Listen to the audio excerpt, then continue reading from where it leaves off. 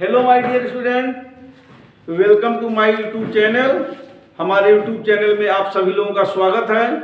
आज आपको हम बताएंगे गति का द्वितीय समीकरण। पहले हमने आपको बताया था गति का प्रथम समीकरण v बराबर u प्लस at। आज हम चर्चा करेंगे गति के द्वितीय समीकरण पर। तो आइए, यदि किसी गतिमान वस्तु का यदि किसी गतिमान वस्तु का प्रारंभिक वेग u, प्रारंभिक वेग बराबर u है, एक समान त्वरण बराबर a है, t सेकेंड बाद अंतिम वेग भी हो जाता है। यदि किसी गतिमान वस्तु का प्रारंभिक वेग u, एक समान त्वरण a और t सेकेंड बाद उसका अंतिम वेग भी हो जाता है, तो एक सेकेंड में, यानी वस्तु के एक सेकंड में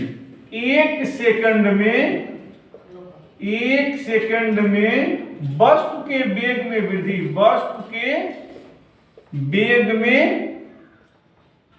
वृद्धि त्वरण के बराबर होगी।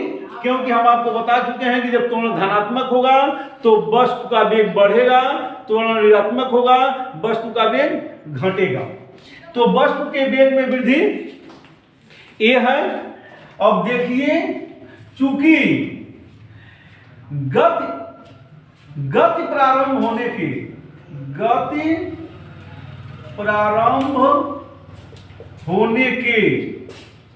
एक सेकंड बाद वस्तु का वेग बराबर u प्लस a हो जाएगा, तथा गति समाप्त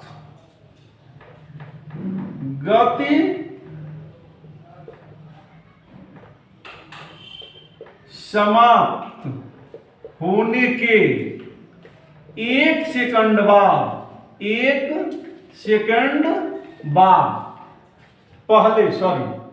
गति समाप्त होने के एक सेकंड पहले वस्तु का वेग बराबर v माइनस ए हो जाएगा। क्योंकि गति प्रारंभ होने के एक सेकंड बाद, यानी एक सेकंड बाद त्वरण बढ़ेगा, और गति समाप्त होने के एक सेकंड पहले उस समय त्वरण हमारा घटेगा। एक सेकंड पहले तो वह उस समय त्वरण घटेगा, तो गति प्रारंभ होने के एक सेकंड बाद वस्तु का वेग v u प्लस a हो जाएगा, और गति समाप्त होने के एक सेकंड पहले वस्तु का वेग v माइनस a हो जाएगा। तो औसत वेग वस्तु का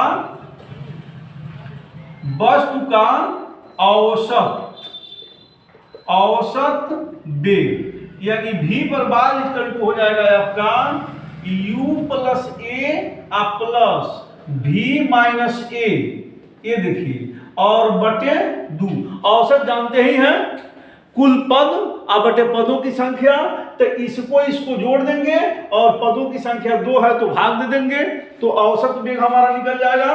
तो v equal to u plus a और प्लस v माइनस a बटे 2। a से a कट गया, यानी v पर बाद equal to u plus v बटे 2। औसत वेग हो गया। अब वस्तु द्वारा चली गई औसत दूरी, ध्यान देंगे हम, वस्तु द्वारा चली गई औसत दूरी, कितना दूरी इस समय में वस्तु चली गई है। तो वस्तु द्वारा चली गई औसत दूरी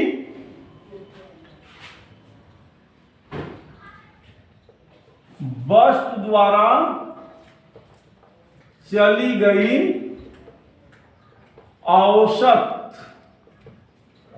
दूरी तो औसत दूरी यानी यस बराबर औसत वेग और गुणे समय। तो औसत वेग हो गया v और गुणे t, यानी दूरी बराबर 4 गुणे समय। तो बस द्वारा चली गई औसत दूरी, यानी यहां पर देख लीजिए औसत दूरी बराबर औसत वेग गुणे समय। तो औसत वेग आपका v पर बार है और समय t है, तो यस बराबर v गुणे t। अब इसको इक्वेशन नंबर हम 1 मान लेते हैं। तो यहां पर देखिए यस बराबर, अब इसके जगह पर मान रखेंगे v plus u plus v/2 और गुणे t। यहां पर लिख देंगे हम समीकरण 1 से।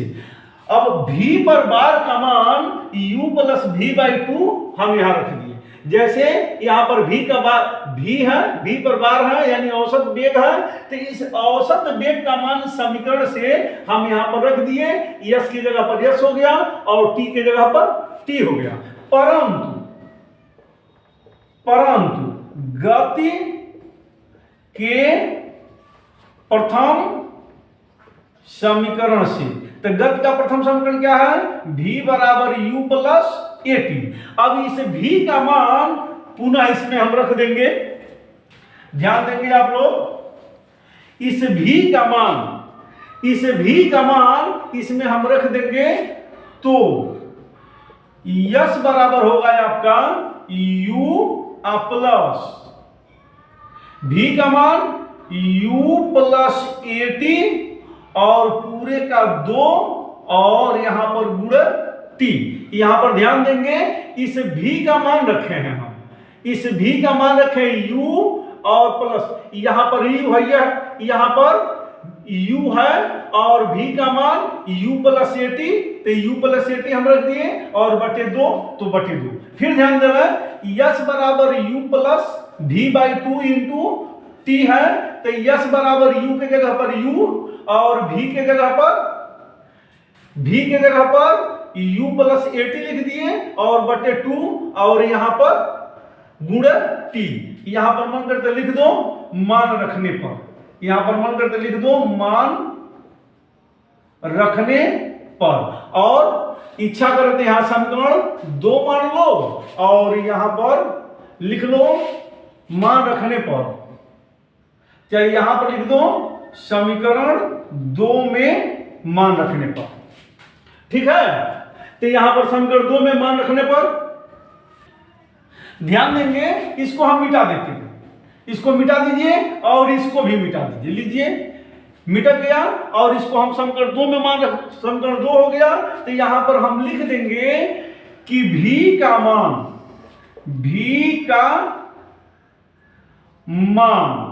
समीकरण 2 में रखने पर, यहां पर समीकरण 1 से मान रखे थे इसको समीकरण 2 में, परंतु गति के प्रथम समीकरण से v बराबर u प्लस at, तो v का मान समीकरण 2 में रखने पर, और पुनः यहां हम लिख देंगे यस बराबर u प्लस v का मान u प्लस at बटे 2 और गुणे t।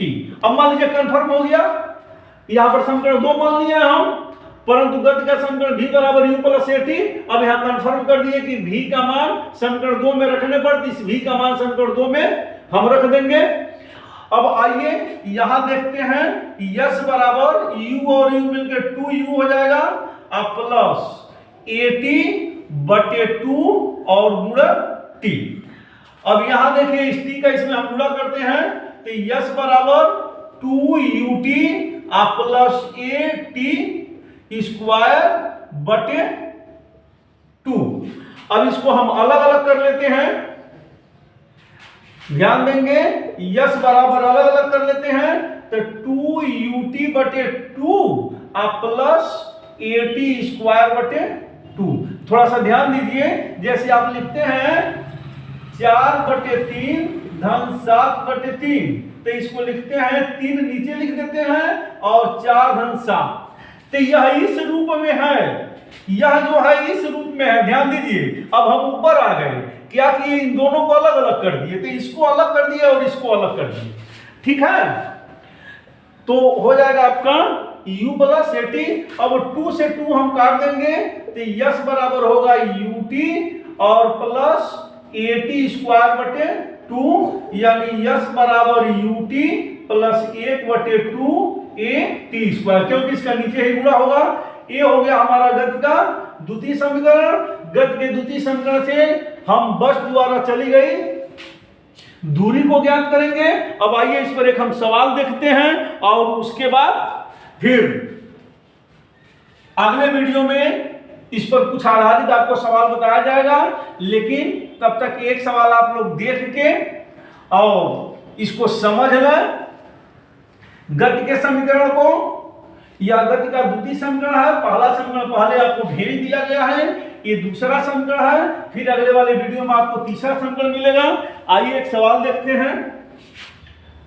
कोई सवाल, माना कोई कार, चाहे छोड़ दीजिए, कोई कार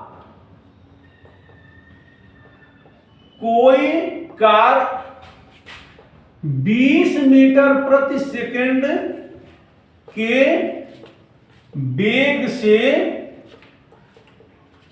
गतिमान है। कार में उत्पन्न त्वरण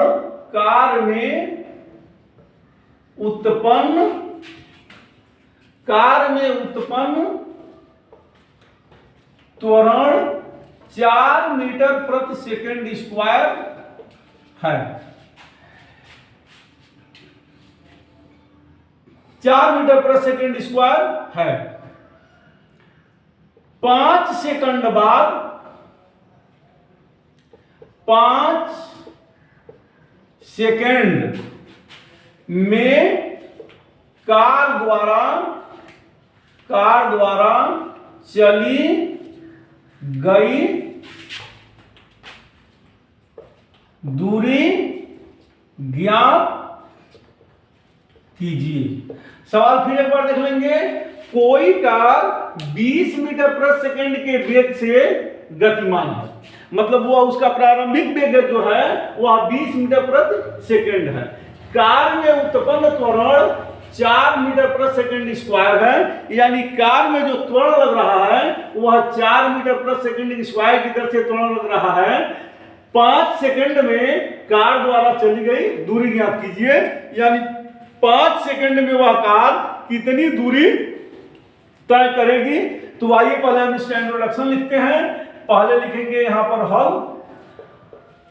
तो u बराबर हो गया आपका 20 मीटर प्रति सेकंड, त्वरण आपका हो गया a बराबर 4 मीटर प्रति सेकंड स्क्वायर, और t समय हो गया आपका 5 सेकंड। कार द्वारा चली गई दूरी यस ज्ञात करना है। तो गति के द्वितीय समीकरण से, गति का द्वितीय समीकरण क्या है, यस बराबर ut प्लस 1 बटे 2at स्क्वायर। अब इसमें uat का मान हम भर दें तो यस बराबर u हो गया 20 गुणे 5 धन 1 बटे 2 गुणे 4 और गुणे यहां t स्क्वायर है, तो यहां पर 5 पर स्क्वायर। अब यहां देखिए यस बराबर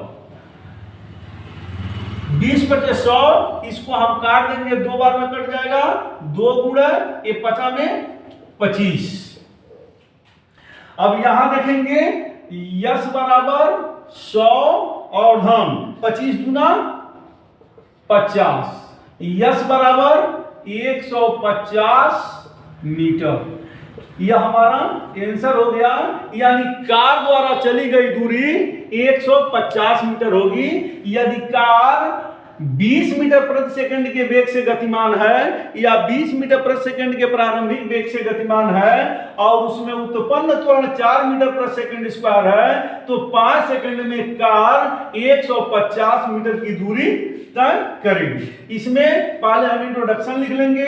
u बराबर 20, a बराबर 4, t बराबर 5 सेकेंड और गति के द्वितीय समीकरण s बराबर ut प्लस 1/2 at स्क्वायर।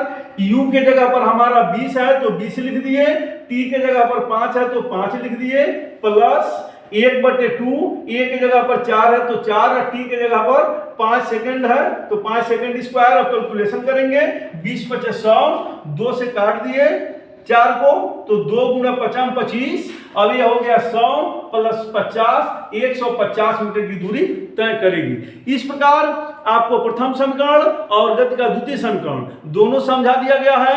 यह बहुत ही महत्वपूर्ण टॉपिक है, आप पढ़े भी होंगे और जानते भी होंगे। इस पर परीक्षाओं में अधिकतर सवाल पूछ देते हैं, अगर नहीं सवाल पूछता है तो फिर भी आपकी जानकारी के लिए बहुत ही इंपॉर्टेंट टॉपिक है। और इस वीडियो को देखें, इन सवालों को लगाएं, समझें। अगर वीडियो में किसी भी प्रकार की कमी कहीं से नजर आ रही हो तो बेहिचक और बिना सोचे कमेंट बॉक्स में कमेंट जरूर करें, ताकि आगे आने वाले वीडियो में उस कमियों को सुधारा जा सके। और यदि हमारा चैनल अभी तक आप सब्सक्राइब नहीं किए हैं तो आप उसको सब्सक्राइब कर लें, बगल में एक घंटी का निशान है उसको दबा दें, ताकि हमारा जितना भी वीडियो बने सबका नोटिफिकेशन आपको मिलता रहे, आप तक पहुंचता रहे और आप उसकी जानकारी पाते रहें। Thank you.